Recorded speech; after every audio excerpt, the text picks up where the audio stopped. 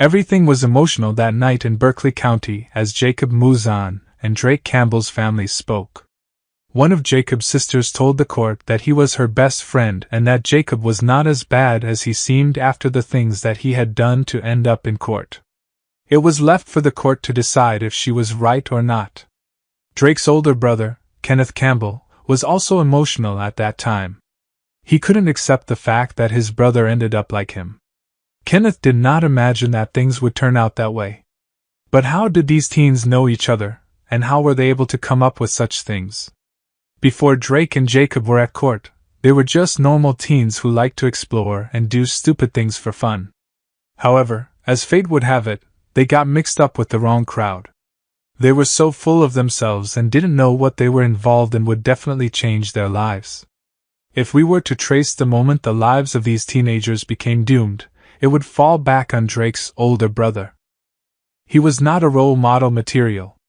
He ran with the wrong crowd and was always getting in trouble. Unfortunately, he was bold and confident, two things that made the teenagers look up to him. Drake introduced Jacob to his brother, who was having a trial at that time involving a murder case. It's unlikely that Jacob and Drake anticipated how events would develop. At some stage in their life, they must have had ambitions to become successful individuals. The two lads wound out with the wrong crowd. Thus things did not work out that way due to a cruel twist of destiny. Having someone you can look up to and be an inspiration in life will give anyone motivation to do better in life. But what Drake and Jacob had looked up to as their mentor was probably the biggest mistake that they could ever imagine.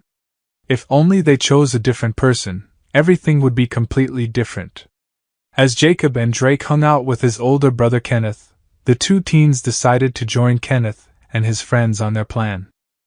They were curious and wanted to try something new to explore. But Jacob and Drake's fate is about to turn upside down.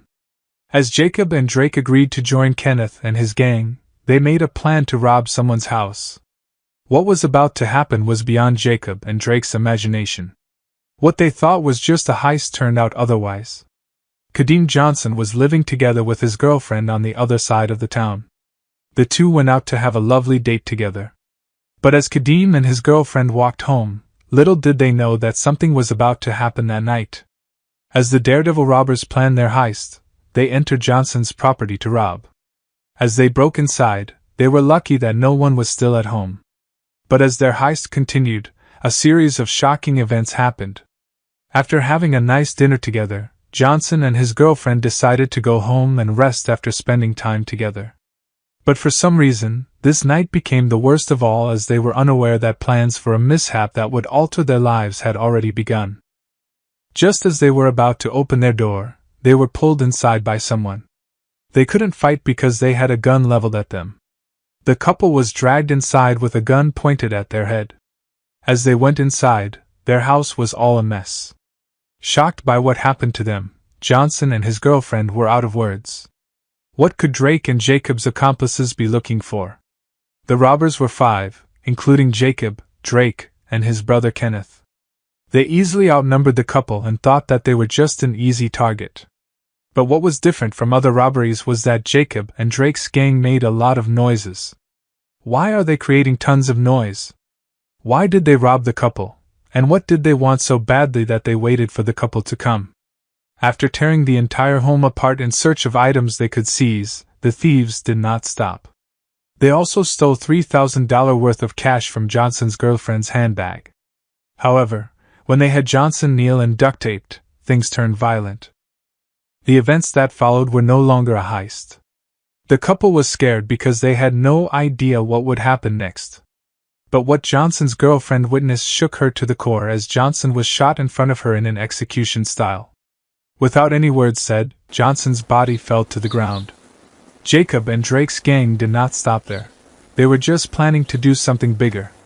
The thieves gazed at Johnson's girlfriend as though they were going to commit a crime against her after they killed Johnson.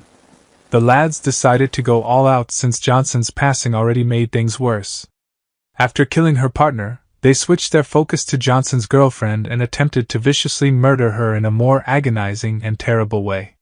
She cried out in agony as the robbers shot both of her hands. However, they didn't stop there.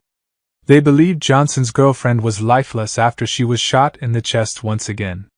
After killing the couple without hesitation, the gang stole their car and escaped.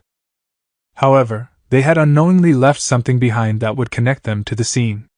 Johnson's girlfriend was left dying and soaking in her blood as she bled to death. The 5 robbers fled after performing such ruthless acts on the couple. Luckily, Johnson's girlfriend survived the shot. But the pain and trauma she experienced were unimaginable. The actions that Jacob, Drake, and his brother Kenneth did were just inhumane. Since the robbers' faces were seen by Johnson and his girlfriend during the heist, they thought of a way to leave no witness and be traced during the heist so they wouldn't be caught at all.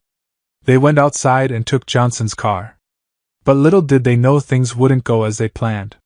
The authorities in charge of the investigation were expecting to get a clear picture of the true motivations of the killers 2 days after the gruesome murder and robbery, since they had some evidence and hints. But they quickly learned that the murders had left them a very obvious message. The fact that they stole the cash during the heist indicates that the gang knew there would be cash available. But the question remained, why would they kill the couple for a few $1,000s? As the investigation went on, the search teams and canine units were dispatched in the hope of finding any trail of the suspects.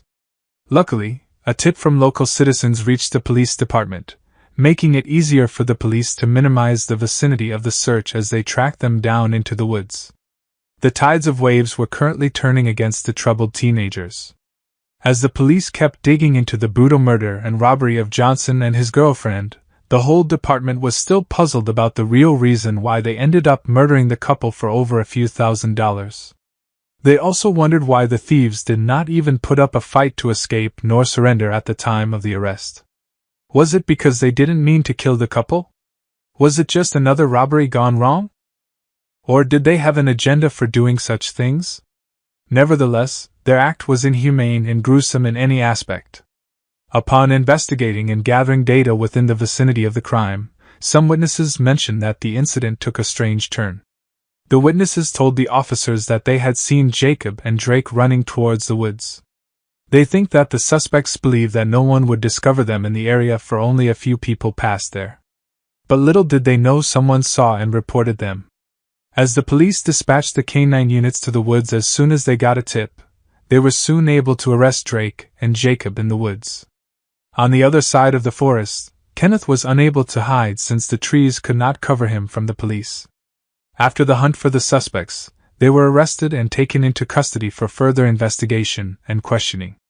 The local community was applauded by the police for their support and effort in helping the police solve the case and catch the criminals on the loose.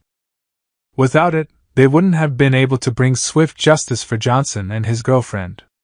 On the other hand, Johnson's girlfriend survived that night and was still recovering.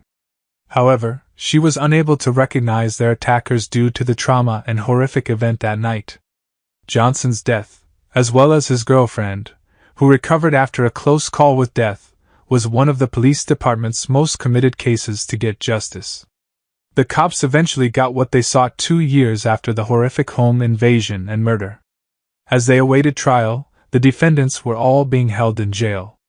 Everyone hoped that the victims' relatives would have comfort and tranquility due to the efforts of law enforcement, which prevented the murder from going unpunished. The family of Drake and Jacob tried to convince the jury that everything was just a misunderstanding.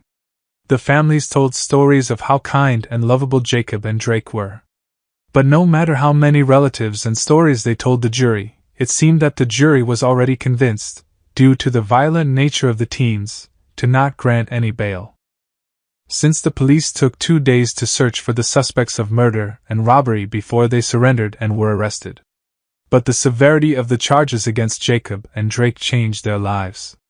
The court adamantly disagreed with giving them any bail or appeal at all, considering one of their accomplices already had a record of manslaughter. The 2 teenagers' only remaining chance rested with the judge's good nature. No one knew how the jury would decide, whether they would find them guilty or not, or whether they would get a harsh punishment. It was an extremely complicated case, so nobody knew how the court would react. The boys struggled to remain composed as they awaited their judge's decision, but their emotions ultimately won out. When the sorrow and the severity of the punishment for their serious deeds finally hit them, they could not resist. The young people started crying. Drake Campbell was sentenced to 20 years in jail, while Jacob Mouzon was given a 40-year sentence, the judge announced as she read the decision. Everyone hoped that the victim's family might find peace while recuperating. Even the most veteran criminals occasionally cry when justice is served. Mouzon and Campbell are not the first to feel heartbreaking feelings, and they most surely won't be the last.